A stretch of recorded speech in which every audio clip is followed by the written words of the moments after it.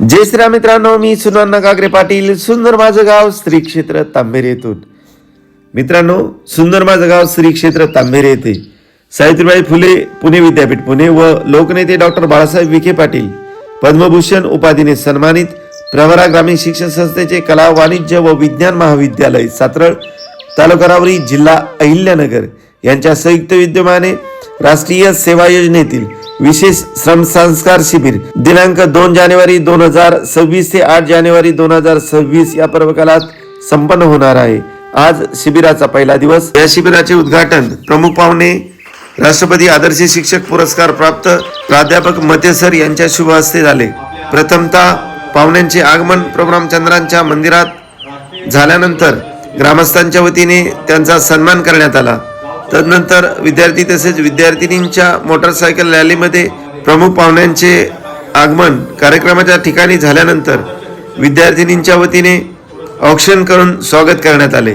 यावेळी ग्रामस्थांच्या उपस्थितीत महाराष्ट्राचे आराध्यदैवत छत्रपती शिवाजी महाराज, सहकाराचे महामेरू पद्मश्री डॉक्टर विठ्ठलराव विखे पाटील, लोकनेते डॉक्टर बाळासाहेब विखे पाटील यांच्या प्रतिमेचे पूजन करून दीप प्रज्वलन करण्यात आले. कार्यक्रमाच्या अध्यक्षस्थानी सुंदर माझं गाव श्री क्षेत्र तांबेरे येथील प्रगतशील शेतकरी चंद्रकांत गंगाधर पवार हे होते. ग्रामपंचायतचे विद्यमान सरपंच डॉक्टर उमेश नानासाहेब मुसमाडे ही यावेळी या कार्यक्रमास उपस्थित होते. कार्यक्रमाचे प्रास्ताविक महाविद्यालयाचे प्राचार्य सिंगटे सर यांनी केले. ग्रामस्थांच्या वतीने गुणवंत पुरस्कार प्राप्त व सोसायटीचे माजी चेअरमन लक्ष्मण पर्वत गागरे यांनी प्रमुख पाहुण्यांचे स्वागत व मनोगत व्यक्त केले. तदनंतर सर्व विद्यार्थ्यांचा सर्वांगीण विकास व व्यक्तिमत्व विकास या विषयावर प्रमुख पाहुण्यांच्या वतीने अमोल मार्गदर्शन करण्यात आले. त्यानंतर सर्व तरुणांच्या मनावर अधिराज्य गाजवणारे रील स्टार आदित्य डेरे यांनी मनोगत व्यक्त केले. या कार्यक्रमाचे सूत्रसंचालन महाविद्यालयाच्या डॉक्टर आगरकर मॅडम व डॉक्टर राजभोज सर यांनी केले. सविस्तर माहितीसाठी व्हिडिओ शेवटपर्यंत पाहायला विसरू नका आणि व्हिडिओ आवडल्यास नक्कीच लाईक, सबस्क्राईब आणि शेअर करायला विसरू नका. आपला चॅनल आपल्याच माणसांसाठी. मी सुनंदा गागरे पाटील, सुंदर माझं गाव श्री क्षेत्र तांबेरे. धन्यवाद.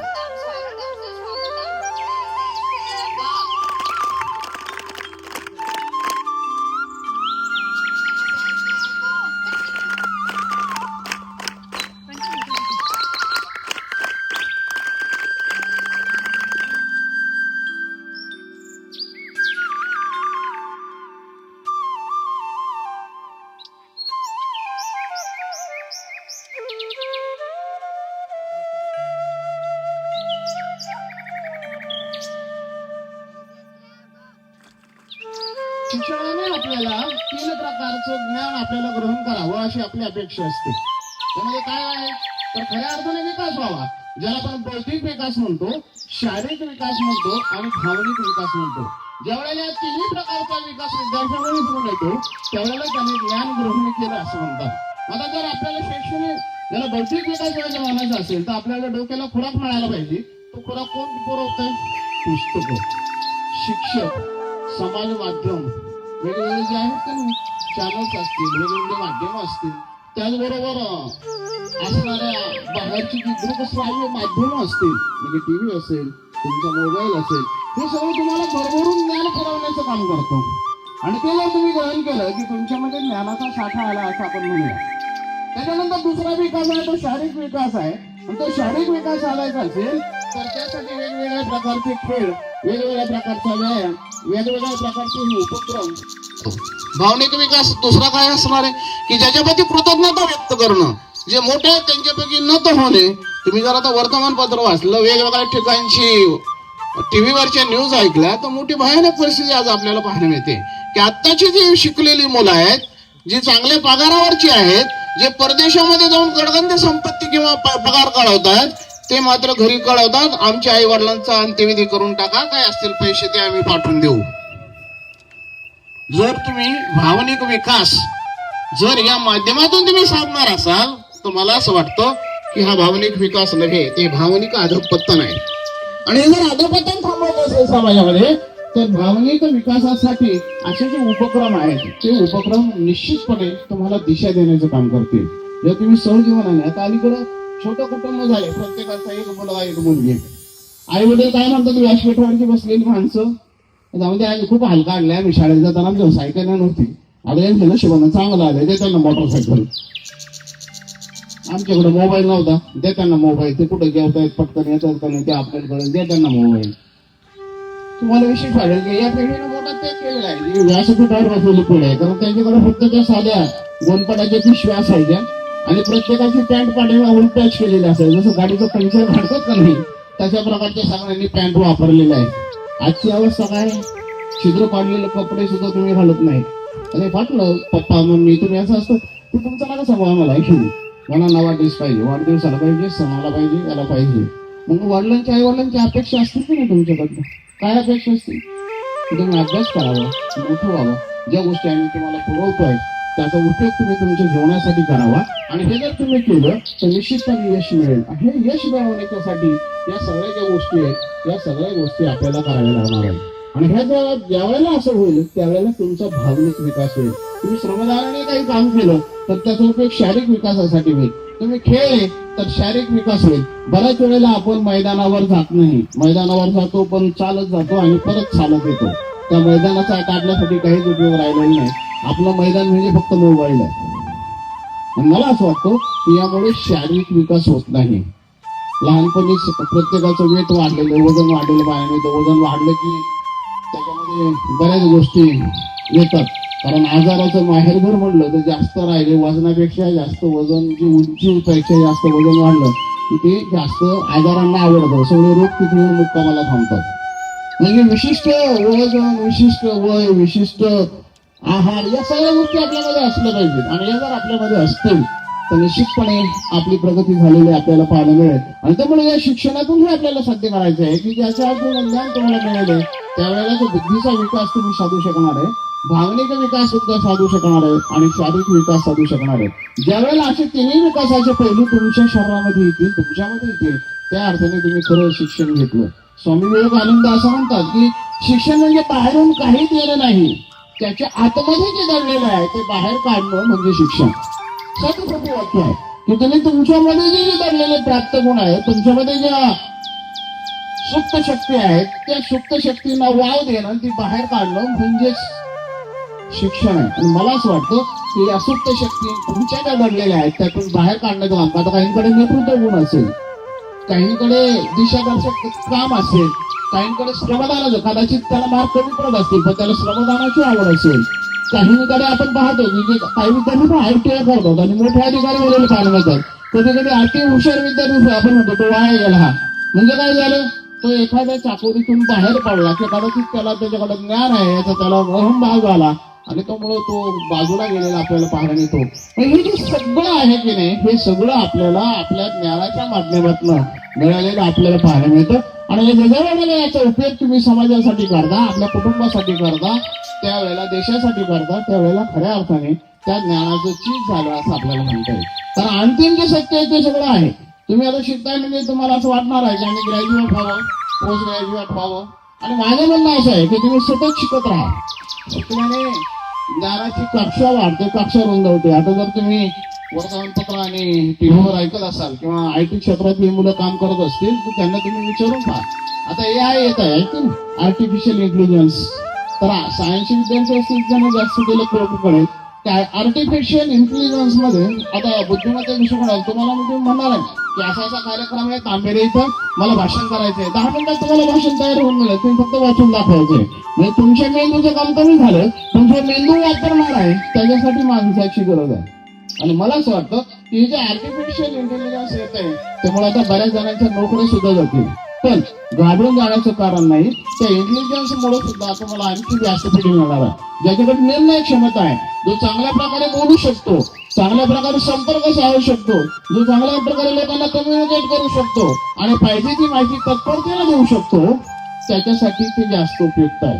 आणि मला असं वाटतं की त्यामुळं संभाव्य जे धोके आहेत ते संभाव्य धोके बघून या शिक्षणाच्या प्रक्रियेकडे, या उपक्रमांच्या प्रक्रियेकडे आपल्याला पाहावं लागणार आहे. आता मी बसले बोर्ड्स लावलेले की एड्स वरती लावलेले बोर्ड्स आहेत ते बोर्ड्स हे तुमच्यासाठी जागृतीचं काम करणारे आहेत.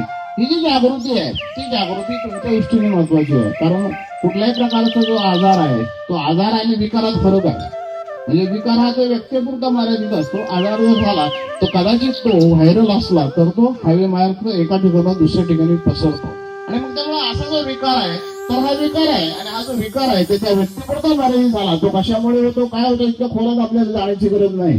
पण जर तो झाला तर त्या व्यक्तीला अगदीच वाळीत टाकणं हे काय बरोबर नाही. तो एक समाजाचा घटक आहे आणि त्याच्यासाठी अशा ज्या दुर्धर आजाराने व्यक्ती आजारी आहेत त्यांच्या बरोबर सुद्धा संपर्क ठेवून तो आपण त्याला आपला माणूस म्हणून तो आपल्यामध्ये आपण त्याला ठेवू शकतो. आपल्यामध्ये त्याला वावरायला संधी देऊ शकतो. बऱ्याच वेळेला या ज्या सगळ्या गोष्टी आपण पाहतो त्यातून या ज्या गोष्टी आहेत त्या सतत सहजपणे घडत असतात आणि त्यामुळं ज्या वेळेला हे जे व्यवस्थापन आहे आयुष्याचं ते तुम्हाला करावं लागतं. आता यांना व्यवस्थापन काय आहे की जून रोज झाला की कॉलेजची फी भरायची आहे. मग समजा मुलं म्हणणार आहेत मला 10,000 रुपये पाहिजे, गाडी पाहिजे, हे पाहिजे, शेतकरी असतील तर ते म्हणणार आहे मला शेतीसाठी हे पाहिजे, हे पेरणी करायची, यासाठी आवश्यक असणाऱ्या या ज्या गोष्टी आहेत या सगळ्या गोष्टी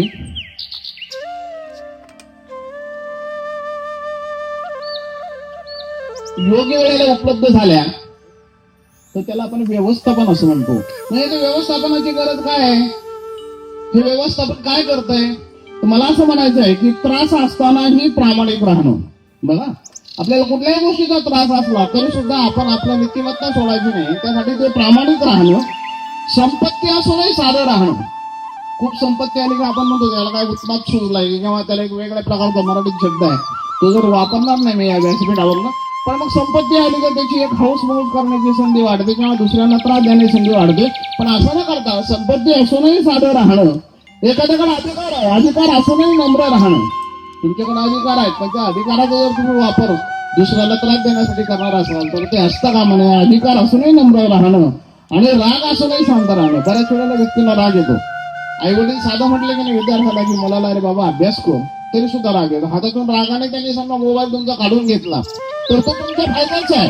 पण तुम्हाला इतका राग येतो की तुम्ही नको त्या गोष्टी करतात. 10-20 वर्ष विसरून जातात आणि मग आपण वर्तमानपत्रात ऐकतो की आई रागावली, वडील रागावली, त्यांनी फास घेतला, आत्महत्या करून. मला वाटतं हा पलायनवाद आहे. आणि त्यामुळे कुठल्याही विद्यार्थ्यांना अशा प्रकारची वाईट गोष्ट आपल्या डोक्यात येता कामा नये की जर आई वडील आपल्याला बोलत असतील, गुरुजन बोलत असतील. आता शिक्षकांनी बोलायचं सोडून दिलं, आपण बोलायचंच नाही कारण आता आमच्यासाठी पॉस्ट कॉल आहे. म्हणजे तुमच्याकडे असं रागाने जरी पाहिलं ना तुम्हाला ताप आला तर ते शिक्षकांना अटक होऊ शकते. कारण जे रागाने पाहिलं आणि त्याच्यामुळे आमच्या मुलाला ताप आला. लांब मारणं तर लांबच पाहिजे. आणि समजा मी होतो तो पण माझ्याकडे चिडून होती गुळगुळीच झाली त्याची शांतसारखी झाली कारण मी गणित शिकवायची. तुम्हाला माहिती गणित शिक्षक किती आवडीचा असतो, इंग्रजी किती आवडीचा असतो आहे. तुम्हाला असं वाटतं वर्गावरच घेऊ नये बरोबर. पण त्याला विलाज नाही, ते विषय आमचे आहेत. आणि त्यामुळे मला असं वाटतं की या विषयाच्या बाबतीमध्ये आम्ही पूर्वी कसं म्हणायचं आपण छडी लागे हे म्हणायचे व्यासपीठावर छडी लागे छमछम विद्ये घमघम. आता यांच्या मुलांचं आपण लागले तर हे त्या दरवाजावर लागायचं कोणती शहर त्यांना बोलावं बाहेर. तुम्ही सुद्धा सांगता 1-2 फुगून यांना मग हे म्हणतात पण सांगा आमचा नातू एकुलता एक त्याला मारणं आम्ही कधी बोट लागलं नाही त्याला. आमचा मुलगा असं कधीच करणार नाही. पण तुम्हाला माहिती आहे तुम्ही वर्गात जाऊन काय करता? एक उडी मारली आपली विद्यार्थी कंपनी एका बाकाच्या 2 बाक होतात आहे की नाही. बाकावर राहिलं फॅनचं पातं धरलं तर मस्त पैकी एक आकार तयार होतो आहे की नाही.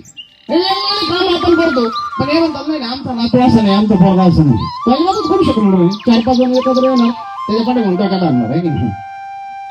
मागं पुढच्या वाकावर बसलेल्या मागच्या वाकावर 3 जण म्हणतात. आता कारण एकदा माझ्याकडे अशी केस जोडली तर 3 जण एक जण त्याच्या डोक्यात मारायची पुढच्या वाटतं मग त्यांनी सहन करायचं का म्हणून छेडी कोणाला करायची तरी 3 पॅक झालेले असतात नाव सांगायचं नाही. मग शिक्षक काय करणार? नाही शिक्षकांना त्यातले 2 बेकसूर आहेत, त्यांनी काही केलेलं नाही पण तरी त्यांना मारून मिळणार की नाही. मग ते पालकांना आवडत नाही तो नाव सांगत नाही मारायचं कसं नाही शोधायचं. मग पालकांना म्हणा तुम्ही वा शिक्षक आणि विषय दाखवा. नसेल तर मग तुमच्या मुलाच्या डोक्यात मारलं तर मग तुम्ही सहन करा. पण हे जे सगळं आहे ठीक आहे हे सगळे असतील कॉलेज इथं बसलेले आम्ही सुद्धा महाविद्यालय स्तरावर काम करतो. या सगळ्या गोष्टी सहज शक्य आहे. पण एखाद्याला फार टॉर्चर करणं त्याला त्रास देणं हे सगळं हसण्याच्या पातळीवर विनोदाच्या पातळीवर झालं तर आपण समजू शकू. पण त्याला एखाद्याला जाणीवपूर्वक त्रास देणं हे योग्य नाही. आणि मला असं वाटतं की या ज्या सगळ्या गोष्टी आहेत या सगळ्या गोष्टी आता मागे पडतील आणि तुम्हाला जे नवीन तंत्रज्ञान आहे, नवीन विकासाची साधन आहेत. आता ते म्हणतात की शासन असं म्हणतो की यांना सगळ्यांना प्रेमाने सांगा, ते सगळे प्रेमाने मस्त राहतील, तुम्ही लक्ष सुद्धा द्यायची गरज नाही, तुम्ही लक्ष तुले नव्हे हे काय करून ठेवतील हे सगळ्यांना माहिती आहे. पण आता या ज्या सगळ्या गोष्टी आहेत या सगळ्या कायद्याच्या बाबतीत आधारावर आहेत, त्यात आपल्याला खोलावर जायचं नाही. पण नवीन नवीन जे कायदे येत आहेत त्या कायद्याच्या आधारावर शिक्षकांना आणि विद्यार्थ्यांना समन्वयानं काम करावं लागणार आहे. आणि त्यामुळं जे विद्यार्थी तुमच्यासाठी जी माणसं स्वप्न पाहतात आणि ती प्रत्यक्षात उतरण्यासाठी कष्ट करा, नुसतं स्वप्न पाहून देऊ नये. समजा तुम्ही झोपल्या झोपल्या म्हणायला लागले आता मी उद्या कलेक्टर होणार आहे, तुम्ही व्हाल कलेक्टर, व्हाल का नाही? नाही का? तुम्हाला अभ्यास करावा लागेल बरं नाही, त्यासाठी कष्ट करावे लागेल. ती म्हणणार आम्ही कलेक्टरची इन्स्पेक्टर आहे, मी काय कलेक्ट मी गोळा करणे, काय गोळा करतो आम्ही? शेण गोळा करतो, चारा गोळा करतोय, जनावर धारा काढतो. आम्ही कॅप्टनच आहे, कलेक्टरच आहे. कलेक्टर म्हणजे गोळा करणे, जनावर टाकून चारा गोळा उरलेला आहे तो गोळा करून उकिरड्यावर टाका, शेण भरून उकिरड्यावर टाका, कलेक्ट करा आहे की नाही? असं कलेक्टर असणं पालकांना अपेक्षित नाही. ग्रामीण भागात मोठ्या समस्या आहेत असतात, विशेषतः पाठीमागचे जे आहेत ना त्यांचे आले, यांचे नाही. यांच्यासाठी सगळं रिझर्वेशन आहे. पालक जर गेले का नाही आमच्या मुलाचं लग्न करायचंय, आज 31 वर्ष वय झाले तरी खेड्यांमध्ये शेतकऱ्यांच्या मुलाचे मोठे हाल आहेत. त्याला कारण आपण आहे, म्हणजे मी शेतकरी आहे पण मी माझी मुलगी शेतकऱ्याला देत नाही. तो म्हणतो माझ्या मुलाचं लग्न झालं पाहिजे. एकच काय शक्य आहे? शेतकऱ्यांनी शेतकऱ्याला समजून घ्यायला पाहिजे, कारण आता मुलींना फार चॉईस आहे. आजही मुलं IT क्षेत्रात असतील तरी सुद्धा ते विचारतात मुलगी IT मध्येच पाहिजे. आणि जर घरी आले पालक ते विचारायला लागले मुलगा काय करतो, काय नाही, धारा काढतो, तो देव घालतो आणि चारा घालतो, ते म्हणते मग आम्ही उद्या सांगतो. अशी अवस्था आहे.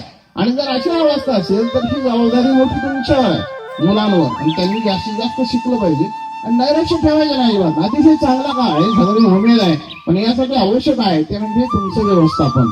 आणि जर व्यवस्थापन तुम्ही चांगल्या प्रकाराने केलं म्हणजे तुम्ही काम करायचं नाही असं नाही. हे सेवा योजन शिबिरातून तर हे संस्कार आपल्याला घ्यायचे की कष्ट केल्याशिवाय काही फळ मिळत नाही, पण ते कष्ट करण्यासाठी मानसिकता आपली असली पाहिजे. आणि त्यामुळे जरा काही कॅमेरामन आपल्याकडे इथं बसलेले आहे, मग फोटो कॅमेऱ्यामुळे चांगला येतो का व्यक्तीमुळे येतो? फोटो कशामुळे चांगला येतो? समजा मी आहे असाच फोटो येणार ना, तर कॅमेऱ्याचं काय चुक? मी कॅमेरा आपटायला लागलो तर काही उपयोग आहे का? मी जसा आहे तसा फोटो त्या कॅमेऱ्यात येणार आहे. तो दोष कॅमेरामॅनचा नाही, तो दोष कॅमेऱ्याचा नाही, तो दोष आपला आहे. मी कसा आहे हे जेव्हा तुम्ही स्वतःमध्ये बघून पाहाल त्यावेळेला समाजमानाचा जो फोटो आहे, जो आरसा आहे आपला, कारण मी आरशापुढे उभं राहून मी माझंच प्रतिबिंब पाहायला लागलो तर मी जसा आहे तसा मी दिसणार आहे. पण जर मी जसा आहे तसं आपल्याला मान्य नसेल तर त्यासाठी जाणीवपूर्वक काही गोष्टी आपल्याला कराव्या लागतील. तिकडे आपल्याला जायचं नाही. पण जो फोटो आहे तो फोटो आपण जसे असणार आहोत तसा असणार आहे, या गोष्टी तुम्ही मात्र लक्षात ठेवा. आणि त्यामुळं या गोष्टीकडे जाणीवपूर्वक लक्ष देऊन आपला चेहरा बदलेल. चेहरा याचा अर्थ फेस मी म्हणणार नाही. आपली जी व्यक्तिगत पातळी आहे, व्यक्तिगत जो विकास आहे तो विकास जर आपण आपला बदलवला तर सन्मान दिला जातो. असं आहे की कलेक्टर 35-40-30 वर्षाच्या आतले सगळे कलेक्टर असतात जिल्हाधिकारी, पण जर ते नगरहून निघाले तर कोपरगाव पर्यंत सगळे रस्ते मोकळे केले जातात त्यांच्यासाठी. पोलीस रस्त्यावर चौकात हजर असतात, साहेबाला गाडी घर बाजूला चाल तिकडा आहे का नाही. आपण रस्त्यावर गेलो समजत नाही कसं म्हणून जायचं तर आहे. अवस्था आहे म्हणजे ती व्यक्ती ती वयाने मोठी आहे का? नाही. पण ती कशाने मोठी आहे? अधिकाराने मोठी आहे. मग आमचा बावड्या सकाळी उठला काल UPSC दिली, बावड्या कलेक्टर झाला असं होतं का? नाही, बावड्या असं कधीच कलेक्टर होणार नाही. बावड्याला काय करावं लागणार आहे? अभ्यास करावा लागणार आहे. आणि हे जे घरातलं नातं आहे, जे घरातलं कुटुंबातलं नातं आहे, ते जर तुम्हाला टिकवायचं असेल तर तुमच्या खऱ्या अर्थानं व्यक्तिमत्व विकासाकडे तुम्हाला जावं लागेल. तुमचं व्यक्तिमत्व तुम्हाला घडवावं लागेल. आणि ट्रायल एअरवर असं म्हणतो की तुम्ही अगोदर विचार करा. हा जो विचार आहे का नाही तो तुम्हाला हेतूकडे घेऊन जातो. तुम्ही ठरवलं पाहिजे का नाही यावर विचार करतो मला काय करायचं. समजा आता आर्थिक परिस्थिती आपली नसेल आणि आपल्याला MBBS ला जायचं असेल तर मार्क्स मिळाले 500च्या पुढे शेवटीला तर आपला प्रवेश. मी आमचं छोटंसं गाव आहे तांबेरगाव, जिथं आम्ही राहतो तिथं मी माझ्यासोबतच जे आता त्याच्यात मी निम्म्यादारांना ओळखतोय, असं नाही की मी ओळखत नाही, मित्रच आहे माझ्या ह्याच्यात. आणि तर त्यांना सांगितलं की आम्ही सगळे मित्र वगैरे मिळून गावाची स्वच्छता असू, पहिली तर आपल्या घरापासून स्वच्छता आहे, घराची स्वच्छता, त्याच्यानंतर आपल्या शेताची ती एक स्वच्छता असते, नाही तर तुम्हाला बघायला भेटतं आजकाल मी शेतकरी तुम्ही शेतकरी जिकडे तिकडे असे लिंब उगवेला असतात बाबळे वगैरे. तर ते नाही, आपण सगळे प्रगतशील शेतकरी आहे. आपण सगळं आपलं शेती स्वच्छ ठेवतो. त्याच्यासोबतच हा जो उपक्रम चालू आहे तो आपल्या गावासाठी चालू आहे, आपल्या स्वतःसाठी चालू आहे. त्याच्यामुळे तुम्ही नक्कीच हे जे योगदान देत आहे चांगलंच आहे. आणि याच्यात माझं योगदान आहे आणि वरिष्ठांचं योगदान आहे. तर परत एकदा धन्यवाद. आणि जो मला सपोर्ट करते, जो माझा भाऊ, ज्या बहिणी, नक्की परत एकदा धन्यवाद. वरपे मॅडम आहेत, त्याचबरोबर या ठिकाणी सातत्याने प्रत्येकाचे आम्हाला सहकार्य तर लाभणारच आहेत.